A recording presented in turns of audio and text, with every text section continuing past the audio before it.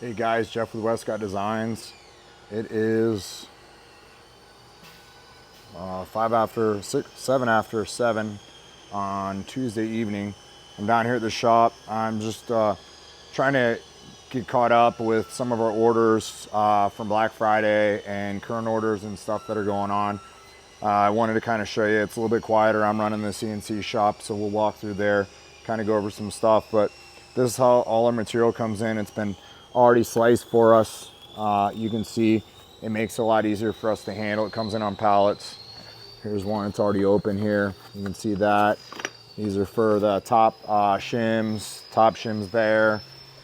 These are for the Forerunner rear pucks. Those are for the Forerunner lower collars. These are for the Tundra and Sequoia rears. These are our blocks for our Tundras and Tacomas. We machine those and then put the pin slots in them and then press the pins in them. So these are all of our materials, that how they've come in. We already went through the dowel. We had a raw dowel for our bump stops. That goes through a side on our machine on our lathes, and it's a bar stock, and it actually loads it in and does it through itself. Here's all of our aluminum. We recycle all of our aluminum here at the shop. So it goes in these barrels. We have a big container outside that we pour these into, and we recycle all the materials.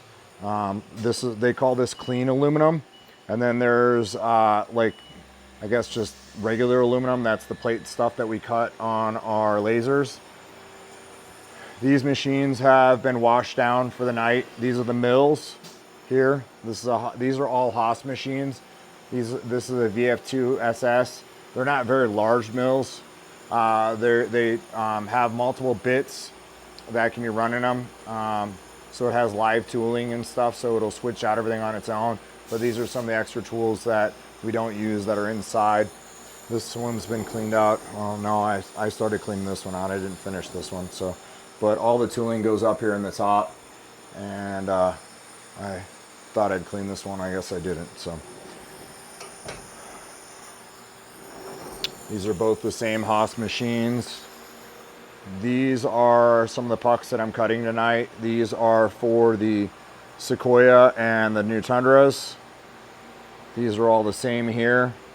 They go here after we're done cutting them, and then we took the deburrer tool and we clean out the tops here and all the grooves in here. You can see how clean the grooves are here. Let's see if I can zoom in there. On there, we deburr all the corners on them, and these ones have not been done yet.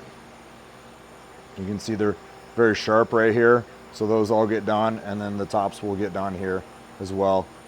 These have already gone through the first phase of cutting. When I showed them to you on the pallet, they were all solid. Now the other side gets cut, and I'll show you how that goes. There's one I just took out of the machine right here. So it cut the second side here like that. And I'll open this up. This one's done. You can see all the debris here. There's a conveyor belt here in the bottom, and that conveyor belt runs down out the side here, and then it empties into the tubes on the end. So there's a pedal down here. That pedal is to release the jaws. So I step on that. It releases like that. Set it here. I'll remove this. I'll throw that down on the bottom. Grab it up here as well. I'll go over here and I'll grab one of these that I showed you. I'll take that back over here. I'll put it in here. I'll hold it on there like that. I'll then step on the pedal right here to lock it into place. Now that I've cleaned all that off, I'll slide the door shut here, and I will start this. And this is going to take 2 minutes and 18 seconds. So far it's 6 seconds in. And then the other counter here is going backwards to tell you how much longer. And these are all the axes that it's going through right here. This is the program. This is telling you how much load is on the machine. This is on the spindle. I'll walk over here. This is the rear puck just finished. Take the stuff off of here. drop it in down here at the bottom. It'll wash out on this conveyor belt down the bottom here. Again, I will step on the pedal here to release the jaws here. I usually will set it up here. This pallet's almost done. I've gone through the whole thing. And I will put this back into here. I'll hold it in place like that. I'll step on the pedal again. Make sure it's locked into place. Slide the door shut here. I will hit the start button here. And this one says its total cycle is 2 minutes and 1 second. So that one's done. Walk over to the other machine here. The light's flashing up top means it's done. You can see all the aluminum here, the aluminum filling here. This one is still filling and this one's full. And then here's the solid part of the rear. Now this one, because it's such a large part and has the cutting tool is very aggressive on these. It gathers a lot up here. This is, I put this in this barrel because it's just much easier, and then allow the conveyor to run for the smaller stuff. And I'll step on the pedal, release that. You can see the other side's not cut. That's what we're cutting over on that side is the other side. I'll load this piece into here.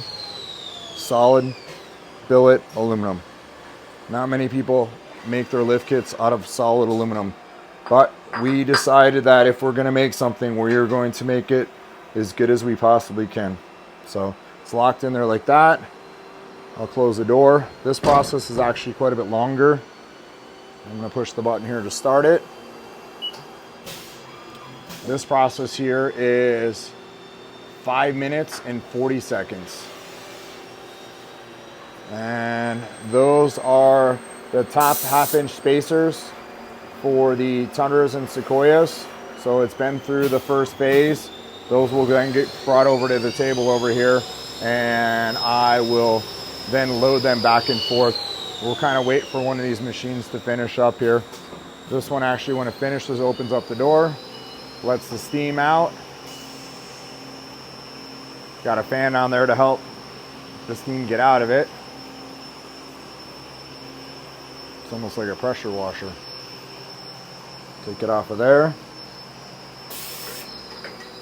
Unload that.